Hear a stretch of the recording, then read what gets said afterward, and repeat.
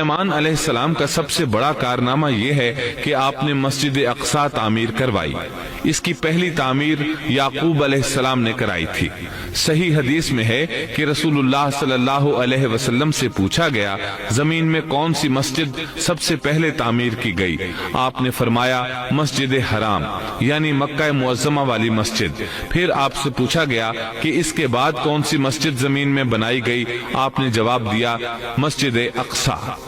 جب بخت نصر نے قدس پر قبضہ جما لیا تو اس نے مسجد اقصی ڈھا دی، لیکن پھر سلیمان علیہ السلام کو اللہ تعالیٰ نے بادشاہت عطا کی تو انہوں نے ازسر نو تعمیر کا کام شروع کرایا۔ اس کے ساتھ ہی انہوں نے ہیکل سلیمانی بھی تعمیر کروایا۔ یہود آج تک اس کو مقدس سمجھتے ہیں۔ یہ مسجد اقصی کے بالکل قریب ہے۔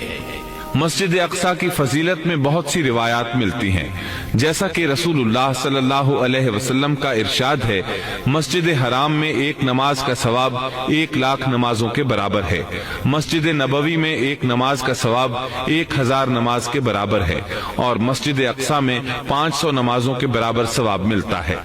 مسند احمد میں عبداللہ بن عمرو بن عاص رضی اللہ عنہما سے روایت ہے کہ رسول اللہ صلی اللہ علیہ وسلم نے فرمایا جب سلیمان علیہ السلام نے بیت المقدس کو تعمیر کیا تو اللہ تعالیٰ سے 3 دعائیں مانگی، ان میں سے اللہ تعالیٰ نے 2 قبول فرمائیں اور ایک کے بارے میں ہم امید رکھتے ہیں کہ وہ ہمیں ملے گی۔ انہوں نے پہلا سوال یہ کیا کہ مجھے ایسی حکومت دے جو تیری حکومت کے موافق ہو، یعنی عدل و انصاف کی فراوانی ہو اور کسی پر ظلم و زیادتی نہ ہو۔ اللہ نے یہ دعا قبول فرمائی۔ دوسرا سوال یہ کیا مجھے ایسا ملک عطا فرما جو میرے سوا کسی شخص کے لائق نہ ہو۔ اللہ تعالیٰ نے یہ دعا بھی قبول فرما لی۔ تیسرا سوال یہ کیا کہ جو شخص بھی گھر سے نکلے اور وہ مسجد اقصی میں نماز پڑھنے کا ارادہ رکھتا ہو تو وہ اپنے گناہوں سے اس طرح نکل جائے جس طرح کے پیدائش کے دن تھا۔ اس تیسرے سوال کے متعلق رسول اللہ صلی اللہ علیہ وسلم نے فرمایا امید ہے یہ دعا اللہ نے ہمارے لیے رکھ لی ہو۔ اللہ تعالیٰ نے انہیں اس قدر طاقت اور قدرت عطا فرمائی تھی، لیکن اس کے باوجود آپ بشر تھے اور موت ہر بشر کو پہنچ کر رہتی ہے۔ انسان جس قدر بھی قدرت حاصل کر لے، جتنا بھی غلبہ پالے، جتنی بھی عظمت حاصل کر لے، لیکن موت سے نہیں بچ سکتا۔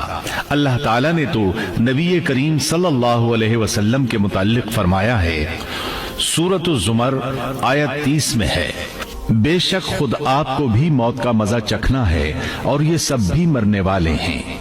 اللہ تعالیٰ نے چاہا کہ سلیمان علیہ السلام کی موت سے بھی لوگوں کو عبرت ہو اور نشانیاں ظاہر ہوں، کیونکہ اس دور میں لوگ جنات کے فتنے میں مبتلا تھے۔ یہ خیال کرتے تھے کہ جنات کو غیب کا علم ہے۔ اللہ تعالیٰ نے چاہا کہ لوگوں کو سلیمان علیہ السلام کی موت کے ذریعے بتائیں کہ جنات کو علم غیب نہیں ہے۔ ایک دن سلیمان علیہ السلام نے جنات کو سختی کے ساتھ مسخر کیا اور وہ آپ کے سامنے کام کرنے لگے۔ آپ ان کی نگرانی کرتے رہتے۔ جنات کے دلوں میں آپ کا بہت خوف تھا۔ آپ انہیں سستی کرنے پر سخت سزا دیتے تھے۔ آپ کھڑے ان کی نگرانی کر رہے تھے۔ اس وقت آپ کی عمر 150 سال تھی۔ جنات بیت المقدس کی تعمیر میں مصروف تھے۔ ایسے میں آپ نے اپنا عصا پکڑا اور اس پر اپنی ہتھیلیاں ٹکا دی، پھر ہتھیلیوں پر اپنا سر رکھ دیا۔ اس طرح ان کی نگرانی کرتے رہے۔ اسی حالت میں اللہ تعالیٰ نے آپ کی روح قبض کر لی، تاہم آپ کی آنکھیں کھلی رہیں۔ ادھر جن مسلسل کام میں لگے رہے۔ وہ یہی خیال کرتے رہے کہ سلیمان علیہ السلام زندہ ہیں اور انہیں دیکھ رہے ہیں۔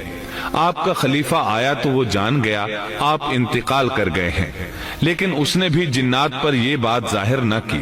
اس طرح 2 سال گزر گئے۔ جن اس قدر سخت نگرانی پر حیران تھے۔ وہ دیکھ رہے تھے کہ 2 سال سے سلیمان علیہ السلام نے حرکت تک نہیں کی، پلک تک نہیں جھپکی۔ ادھر اللہ تعالیٰ نے دیمک کو سلیمان علیہ السلام کے عصا پر مسلط کر دیا۔ وہ اندر اندر لاٹھی کو کھوکھلا کرتی رہی۔ آخر لاٹھی ٹوٹ گئی۔ سلیمان علیہ السلام زمین پر گر گئے۔ اس وقت جنات کو پتا چلا کہ انہیں فوت ہوئے تو عرصہ دراز ہو چکا ہے۔ تب انسانوں کو بھی معلوم ہو گیا کہ جنات کو غیب کا علم نہیں ہے۔ اللہ تعالیٰ سورہ سبا آیت 14 میں فرماتے ہیں، پھر جب ہم نے ان پر موت کا حکم بھیج دیا تو ان کی خبر جنات کو کسی نے نہ دی سوائے گھن کے کیڑے کے جو ان کے عصا کو کھا رہا تھا۔ پس جب سلیمان گر پڑے تو اس وقت جنات نے جان لیا کہ اگر وہ غیب دان ہوتے تو اس ذلت کے عذاب میں مبتلا نہ رہتے۔ اس طرح اللہ تعالی نے لوگوں کو مطلع کر دیا کہ جنات بھی مخلوق ہیں، غیب دان نہیں۔ اللہ تعالی ہی ان پر قادر ہے۔ اور اسی کے ساتھ سلیمان علیہ السلام کا قصہ اپنے اختتام کو پہنچا۔